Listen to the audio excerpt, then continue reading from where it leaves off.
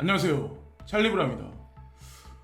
오늘 영상에서는 지금 현재 전반적으로 약세 흐름이고, 어저께 이제 미국의 CPI가 발표되면서 지금까지도 약세 흐름이 강력하게 나오기 때문에 아마 마음적으로 아마 되게 많이 힘드실 거예요. 그래서 근심이 많이 늘어나셨을 거고, 그리고 근심 때문에 또 흰머리도 더 많이 늘어나실 거라고 저는 이제 생각을 하는데, 제가 이제 간밤에 나온 몇 가지 뉴스를 보다 보니까 진짜 전 세계 금융시장을 움직이는 금융 마피아들은 이 시장의 진심이구나.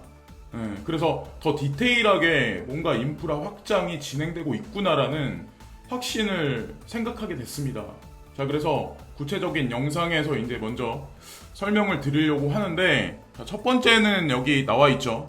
그 로버트 기요사키 그분 이제 말씀이 나와 있는데, 부자 아빠 가난한 아빠 저자인 로버트 기요사키가 시장 붕괴 직전에 암호화폐로 옮겨가야, 이런 말씀을 하셨어요. 자, 근데 이분이 이제 무슨 얘기를 하냐면, 시장이 붕괴하기 전에 하루빨리 암호화폐가 친숙해질 필요가 있다. 그리고 달러 위주의 글로벌 경제체제 붕괴와 맞물려 모든 시장의 대규모 붕괴가 다가오고 있다.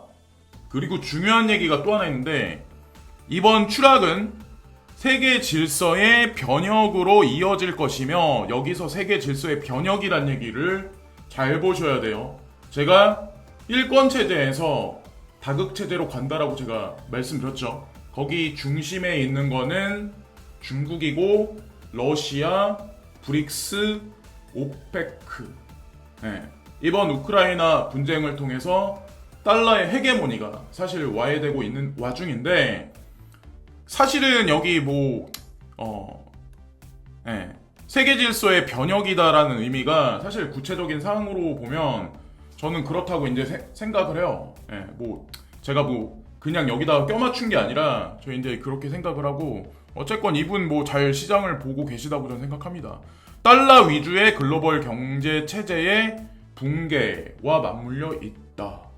그래서 내년 어느 시점이 될지 모르겠지만, 지금 강달러 막 1,400원 꼭대기까지, 막 머리 꼭대기까지 막 치솟는 달러이기 때문에 많은 대중들은 지금 빨리 달러를 사모아야 돼. 전 세계 기축통화 영원히 기축통화 자리에 있을 거야. 막 이런 얘기를 막 강하게 막 어필을 하겠지만, 제가 봤을 때는 이게 마지막이지 않을까. 그래서 2030년까지 서서히 녹아내리는 달러를 우리는 내년서부터 볼 수 있지 않을까라는 생각을 합니다. 자, 그리고 어저께 CPI가 발표가 됐어요. 여기 나와 있는 거대로 어저께 9시 반에 발표가 됐어요. 그래서 이 부분을 잘 보셔야 되는데, 사람들은 이것만 얘기할 거야 아마. 실제로 나온 게 8.3%야. 그래서 이러면은 연준에서 금리 인상 1% 하겠는데? 이제 초전 박살 나겠는데? 전 미디어가 블룸버그 통신도 그렇고, 로이터 연합통신도 그렇고, 한국의 연합뉴스도 그렇고, 이런 얘기를 아마 대중들한테 되게 많이 얘기를 할 거예요. 구독과 좋아요 부탁드립니다. 1% 금리 인상해야 되는데? 그럼 금융시장 초전 박살 나는데? 근데 중요한 게 면밀하게 관찰을 해야 돼. 여기 보면 예측치가 8.1이었는데 실제로 나온 게 8.3이에요. 그럼 그 얘기는 뭐예요? 0.2, 0.2만 상회했단 얘기예요. 0.2 정도면 미온적으로 상회한 거거든요, 사실은. 그러면 만약에 지난번에 7월달 금리가 발표됐던 게 그때가 0.75%였거든요. 그때가. 그럼 만약에 이번에도, 지금은 미디어에서 이렇게 1% 금리 인상한다 얘기하지만, 막상 7월 23일인가? 그러니까 9월 23일 날 금리 인상을 0.75다라고 만약에 발표를 하면, 이거는 시장의 전격적인 호재로 작용할 가능성이 높다. 그래서 4분기에 전고점 달성은 아니겠지만 그래도 어느 정도까지는 상승을 하지 않을까, 라는 생각을 이제 전 개인적으로 생각을 합니다. 제 그래서 관점 뭐 별 변화가 없고, 제가 이 사진을 예전에 이제 말씀드리면서 9월은 롤러코스터 장세가 있을 거야. 지금 현재 그러잖아요. 그냥 올라간 듯 하다가 또 내려가고, 올라간 듯 하다가 내려가고. 알고 보면 그냥 박스권이에요. 네. 그냥 박스권. 글로벌리스트들은 뭐 주기적인 이벤트를 통해서 그냥 뭐 시장 교란을 하는 거고, 그렇다고 폭등을 시키는 것도 아니고, 그렇다고 폭락을 시키지도 않는 현재의 상황. 예. 그냥 이게 저는 축이라고 저는 생각을 합니다. 자, 그래서, 자, 그리고 또 하나, 이거 되게 중요한데, 이거는 지켓이랑, 예, 요즘에 젠콘 하고 있던데, 호라이젠. 제가 이거를 언급 안 한다고 해서 이거를 제가 버리거나 포트를 바꾼 사람이, 저는 한 번 코인 사면 최소한 5년은 가지고 있어요. 네. 최소 5년. 그러니까 사람들이 저를 보고 이 사람 또라이 아니야 이렇게 볼 수 있겠지만, 이 정도 관점이 아니면 처음부터 사면 안 돼요. 네. 코인 투자라는 게 그렇다는 거죠. 그래서 여기 보면 미국 재무부, 미국인들이 토네이도 현금에 잠긴 암호화폐를 복구할 수 있는 방법 설명. 요즘에 참 말이 많아요. 미국 정부로부터. 이 익명성에 관해서 뭐 토네이도 캐시 뭐 이런 거에 관해서 지속적으로 계속 이제 뭐 부정적인 얘기를 하는데, 결론만 제가 말씀드릴게요. 어떤 얘기가 나왔었냐면, 여기 보시면 미국에는 토네이도 현금과 관련된 거래에 참여하는 것이 금지되어 있지만, 미국인이 요청하지 않은 작은 금액을 받는 경우 즉시 거래를 보고할 필요가 없다라고 미국 재무부는 언급했다. 이 얘기는 뭐예요? 암묵적 용인이다. 암묵적 용인이다. 이게 중요하다고 저는 생각하거든요. 그리고 어쨌거나 저쨌거나 코인베이스 브라이언 암스트롱은 지금까지 익명성 기술에 관해서 강하게 어필을 하고 말을 바꾼 적이 없어요. 그레스켈 자산운용사 베리 실버트도 마찬가지고, 그들의 공통점은 일관돼요. 투자를 할 때도 일관되고, 저도 일관되게 계속 주장을 하잖아요. 지금 현재 결론 도출이 나지 않았다고 하더라도 여러분들도 본인이 투자를 했으면 끝까지 밀어붙이셔야 본인이 원하는 큰 수익을 아마 가져갈 거라고 저는 생각을 합니다. 제가 잘 모르시는 분들, 제가 이제 저를 방송에서 막 이런 얘기를 하면 선동한다 막 이러신 분들도 있는데, 저는 선동하자는 의미가 아니고, 저는 그리고 되게 사람이 감성과 이성이 있는데, 저는 이성이 좀 약간 좀 카테고리 쪽으로 봤을 때 더 큰, 아주 많이 큰 부분을 차지해요. 제가 MBTI가 ENTJ라고 말씀드렸는데, ENTJ 이 사람들이 상당히 차요. 예. 머리로 생각해서 계산기 두들겨가지고 맞다라고 생각하면 그냥 거기다가 감정이입을 안 하는 사람들이야. 근데 그런 사람이 맞다라고 했을 때는 다 이유가 있는 거죠. 자, 그리고 이제 중요한 거는 여기에는 적절한 사이버 보안 조치를 보장하고, 고객에 알기 위한 조치를 구현하고, 제재 및 자금 세탁 방지 의무를 준수하는 것이 포함되어 있다. 이러한 문제에 대해 가상화폐 업계에 계속 대화하기를 기대합니다. 이런 얘기가 나와요. 공조하고 싶다는 얘기죠. 이 부분에 관해서. 근데 뭘 여기다 대고 뭘 두려워할 필요가 뭐가 있나요? 그리고 중요한 거는 코인베이스와 블랙록이 무슨 관계가 있는지, 이 관점도 중요하다는 거죠. 그러니까 코인베이스의 브라이언 암스트롱이 말을 할 때는 거기에 이제 힘이 실린다는 얘기예요. 제가 이제 그거를 말씀드리려고 했었고, 요즘에 이제 앨런 머스크 도지코인 갖다가 뭐 사람들이 이제 말도 많고 탈도 많고, 뭐 트위터 인수에 관해서 말도 많고 탈도 많지만 결국에 말장난이라는 거죠. 말장난이에요.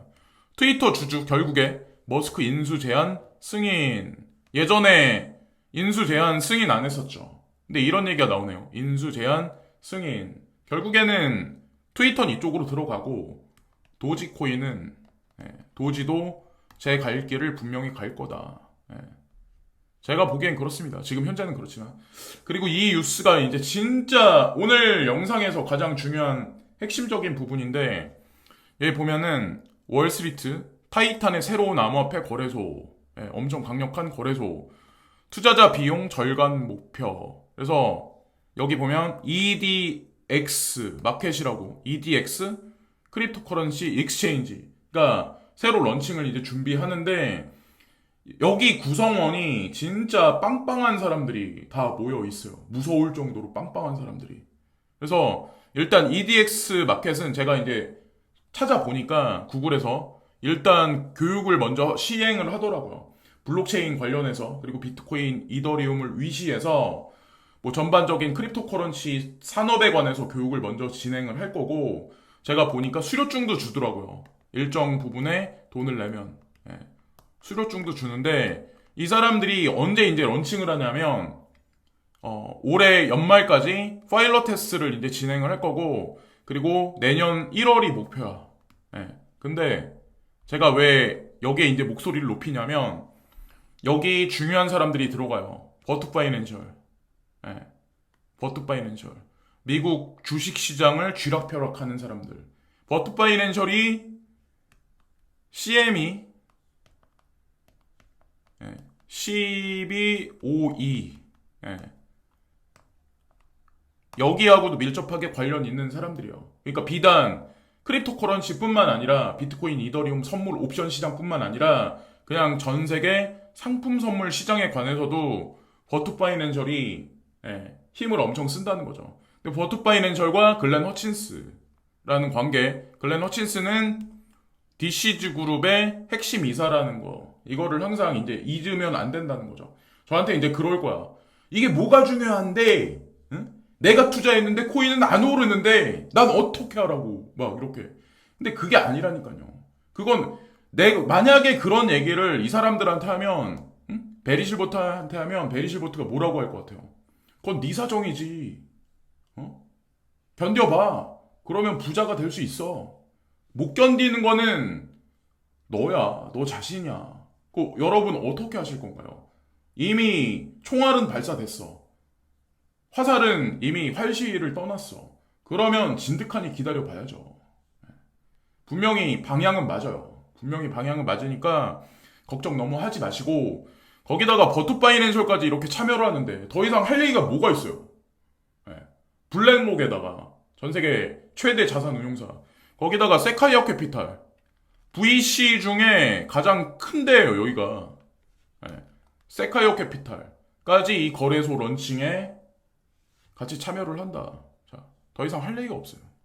그리고 이것 중요한데, 비트맥스 전 CEO, 지금은 이제 후면으로 그러니까 밀려났다라기보다 그냥 뒤로 나와서 이제 뭐 전문 경영인한테 맡겼는지 그건 모르겠는데, 아서 헤이스가 이더리움이 올 연말 $3,000 돌파 가능성. 근데 왜 이런 얘기를 하냐, 이 사람이. 머지 포스 전환 업그레이드 이후에 이더리움 가격이 크게 오를 가능성이 높다. 왜? 머지 후에 이더리움 공급량은 크게 줄어들 것이며 90%가 줄어들죠. 자, 난이도가 엄청나게 올라가니까. 그래서 이더에 대한 수요는 지금처럼 강력할 거야. 왜냐면 채굴량이 줄어드니까 당연히 수요야 공급에서, 수요는 많은데 공급이 떨어지니까 당연히 그렇게 된다. 근데 어떤 사람들은 와, 그러면은 이더리움도 포스로 전환하고 다 포스로 전환하는구나, 이렇게 단순하게 해석을 할 수도 있지만, 금융 마피아란 사람들, 그러니까 뭐 블랙록이라든가 막 이런데 JP모건, 골드만삭스 이런 사람들이 보세요. 이번이 이 사람들한테는 단 한 번의 기회이며 찬스야. 세카이어 캐피탈이나 이런 데한테도. 왜냐? 시장 파이 키우기 딱 좋아. 지금 이번이. 최적의 기회라는 거죠. 이번이. 왜? 어떤 면에서 그러냐면, 사람들은 ETC가 아니야, 뭐 ETHW가 아니야, 막 이런 단순 논리로 그냥 계산을 하는데, 이번이 머지 폭탄 떨어져서 포스로 전향되면 이더리움도 파이가 키울 수 있는 기회가 되고, 자, 채굴자들은 뭔가 어디로 이동을 해야 돼. 그러면 이더리움 클래식을 키울 수도 있고, ETHW도 시장에서 세력들이 가지고 놀기 아주 좋은 재료가 된다는 거죠. 그래서 이 세 개를 가지고 주무르기 시작을 하면, 시장 파이가 커지면 과연 전 세계 중앙정부는 좋을까요? 나쁠까요? 이 시장을 움직이고 있는 글로벌 리스들한테 이게 좋은 일일까요? 나쁜 일일까요? 시장이 커지면 거기서 세금도 많이 나와요. 예. 우리는 하루 이틀 보면서 뭐 오늘 뭐 이더리움이 올라요. 이더리움 클래식에 뭐 채굴자가 안 와요. 뭐 망해요. ETHW는 뭐 런칭 되자마자 막 폭락할 거예요. 사라질 거예요. 라고 말을 하지만 조금 더 깊이 있게 한번 생각을 해보자고요. 예. 자, 그리고 예를 들어서 아서에이스가 연말에 3,000달러 간다 뭐 이런 얘기 하면 사람들이 와 대출 받아가지고 나 인생에 대박 잡아야지 대출. 예. 여기 나와 있는 대로 대출. 근데 저도 방송에서 이런 얘기를 한다고 해서 여러분들 대출 받아가지고 뭐 어떻게 해라 뭐 은퇴해야 된다 막 이런 거를 종용하는 건 아니에요. 저는 제가 5년 전에도 분명히 말씀드렸지만 대출은 웬만하면 대출에서 코인 투자는 하지 말자라고 제가 항상 강조해서 말씀을 제가 드렸던 것 같아요. 그리고 마지막에 부하 C님이 자, 이 진짜 좋은 말씀 써주셨는데 이 얘기를 한번 방송이 끝나면 곰곰이 한번 여러분들이 새겨보세요. 당신의 습관이 당신이 누구인지 말해준다. 내가 담배 피는 거, 술 마시는 거, TV를 예를 들어서 안 보고 그 시간에 운동을 하는 거, 뭐 걷기 운동을 하는 거, 사색하는 거, 공부하는 거. 당신이 얻는 성취는 단 한 번의 행동이 아닌 삶에서 만들어진 습관에서 나온 것이다. 애써 성공을 찾을 필요는 없다. 선택적 집중의 힘을 이용하여 올바른 습관을 들여라. 그러면 탁월한 성과가 당신을 찾아올 것이다. 와, 진짜 이거 명언이네요. 진짜. 습관이 사람을 만들거든요. 그리고 그 습관을 통해서 사람이 성공할 수도 있고 실패할 수도 있어요. 된다라고 습관적으로 엄청 긍정적인 사람은 뭘 해도 돼요. 상위 1% 안에 들어가요. 근데 부정하고 의심하고 그게 몸에 배인 사람은 뭘 해도 이 99%가 될 수밖에 없어요. 1%가 아니라. 제 말이 틀린가 한번 생각을 한번 해보자고요. 자, 어쨌건 긍정적이게 활기차게 에너지 넘치게 그렇게 생각을 하셔야 돼요. 코인 투자가 됐건 뭐가 됐건 그러면 돌파할 수 있습니다. 지금의 장벽을. 자, 여기까지 언급드리면서 이따가 괜찮은 뉴스거리를 제가 몇 개 그리고 마지막에 어저께 제가 자려고 딱 하는데 메일이 하나 왔어요. 근데 65세 되시는 구독자님께서 메일을 주셨어요. 근데 제가 이거 메일 이따가 소개를 드릴게요. 저는 근데 진짜 감사하더라고요. 메일 내용도 그렇고. 진짜 감사해요. 감사합니다. 이따가 또 다른 방송에서 또 찾아뵙겠습니다. 감사합니다. 웅하!